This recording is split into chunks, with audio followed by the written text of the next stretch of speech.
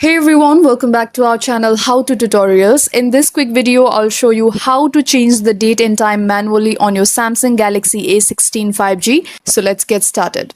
First, open your settings app, scroll down and locate this option called General Management and tap on it. Now tap on date and time.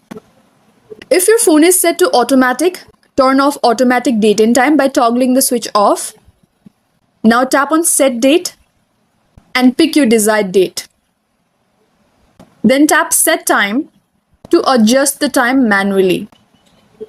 You can also change the time zone by first toggle off the automatic time zone and then select time zone if you're in a different country or traveling. And that's it. You'll now be able to change the date and time on your Samsung Galaxy A16 5G. If you found this video helpful, don't forget to like, subscribe and let me know in the comments if you have any queries. Thank you for watching and I'll see you in the next one.